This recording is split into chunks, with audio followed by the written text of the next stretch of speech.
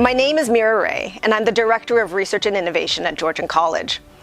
I started at Georgian in about 2014, so it's been a while now. I came in at a time when Georgian and Lakehead University were really just starting to develop a partnership about some of the programs that they would be delivering together, and I was involved with helping shape some of those that partnership. It was a really fun time for me. It was a big transition because I'd just come in from a career as a management consultant. So I am a cancer researcher by training, which is not what you would imagine being a Director of Research and Innovation at Georgian College. I did my bachelor's degree in biochemistry at the University of Toronto. I followed that with a master's degree in microbiology and immunology at McGill University, where I studied B-cell lymphoma, molecular biology and biochemistry aspects of it. And then I moved to Vancouver, where I did my PhD with the Department of Pathology and Laboratory Medicine. My PhD research really focused on molecular mechanisms of advanced disease. So when prostate cancer starts, it is a very localized cancer, and as it becomes more aggressive and it grows and starts to metastasize, the protein expression in the cells changes. And my research was really focused around how can you identify a cancer before it becomes aggressive as potentially a mechanism to start developing treatments to prevent the disease from getting aggressive. I did my PhD in about 5 years. I lived in Vancouver, and it was an amazing place to live. After that, I moved to London, Ontario, where I did my postdoc.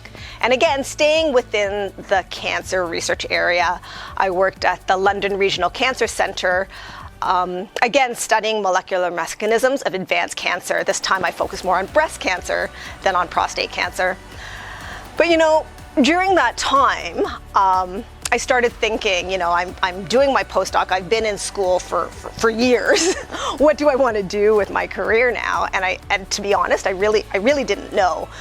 So what I did was I actually went back to school. I had a really amazing opportunity to do my MBA. And after having done that MBA, I actually joined a management consulting company called McKinsey & Company. They're a top-tier management consulting firm that works with Fortune 500 companies around the world. And so I spent 7 years as a management consultant working across different functions and practices. So I worked and sectors.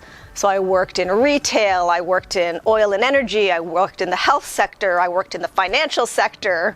I did work related to, strategy work related to operations, to marketing, to strategy, to organizational development, really covering a range of topics and learning more and more. So what I love about my role is it really is a marriage between all the different aspects of my life. It brings together all the various different aspects of my background. So from the researcher in me, I have to bring in my questioning, my curiosity, my ability to look at a question, develop a hypothesis, and start thinking about how we're going to address that hypothesis, prove or disprove it, and come to a solution. As a management consultant, you wear the lens of, how do you make this realistic for a company or a partner to implement on? It can't be a solution in 20 years in the future. It has to be something that can be implemented now, because that's usually what the R&D is. R&D need is for something that's happening right now. So this role that I have as Director of Research and Innovation is really a marriage of all the different aspects of my background. So it actually is the perfect career for me, and I love it.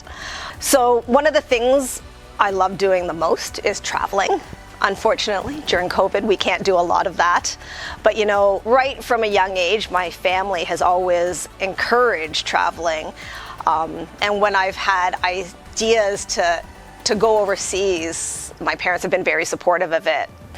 Whether it was volunteering at an orphanage in India, or backpacking across Europe, or working for a summer in Japan, they're very supportive of these opportunities. And I feel that by being part of these other environments or living in another country for a period of time, it helps you understand the world. It helps you step outside of your life and what you know, and forces you to open your eyes to what's around you, the good and the challenges. And you take that and you learn from that, and hopefully you bring that home and integrate some of your learnings into your life when you get back home. I think there's a lot of ways to achieve the things that you want to do in life. I think nobody follows the same path. Everybody has their own journey to success.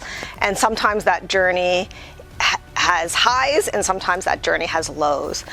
And I think the important thing for me as I reflect back on my own personal journey is that I was open to suggestions, open to opportunities as they presented themselves to me.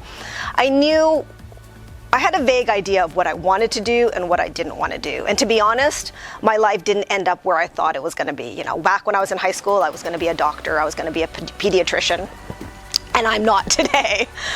But it's okay, because as I lived my life and as opportunities came my way, I was brave enough to take them, even though it was something that was completely foreign to me. Whether it was an opportunity to volunteer at an orphanage, like literally leave all the comforts of my home and go move in with 60 children in a very small space in southern India. These opportunities came to me, and whether I sought them out or they came to me, but I took the leap to say, okay, I'm going to do it. I'm not sure what I'm getting myself into, but I'm going to take the opportunity and I'm going to learn from it. So having an open attitude, being a little risky, but not too risky, and going into it with a mindset of I am going to learn from this opportunity and take back what I can from it, and also give what I can to the situation. Another really important part in my journey has been to find supporters and mentors. You know, I have my PhD supervisor who was an incredible mentor for me. He was someone that I could talk to, someone that I could ask advice of very openly and honestly. And it was important for me to find a mentor, and I think it's important for all of us because we can't do it alone. And it's not just one mentor, you have to have many. One of my mentors is my mother, and my father. They are amazing people. They moved to North America for university themselves. They were international students. They did their graduate studies down in the US. I think my mom was something like 16 or 17 when she left home, and never moved back to the Philippines. And my father also moved from India for his graduate studies and never moved back. And their journey, they learned a lot during their journey and had a lot to offer, and they overcame many of their own barriers.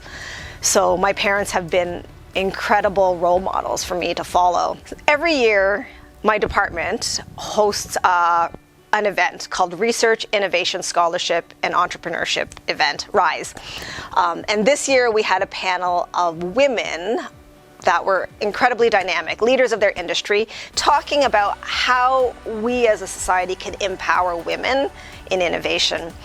And one of the things that I loved from that talk is that the advice that they gave was that you really have to find your own passion and look inwards to say, hey, what is it in this world that I want to contribute? What are the problems that I want to solve? And build your future around that. It's not about, I want to be a doctor, I want to be a lawyer, I want to be an engineer, I want to be a software developer, but it's about the heart of why you're doing it. And if you can figure out what it is you want to contribute to, that will help your life and your path and your journey be more meaningful, and will help you land in a place that you are more satisfied with, because it comes from your heart. It comes from what you want to contribute, as opposed to what others think that you should be contributing.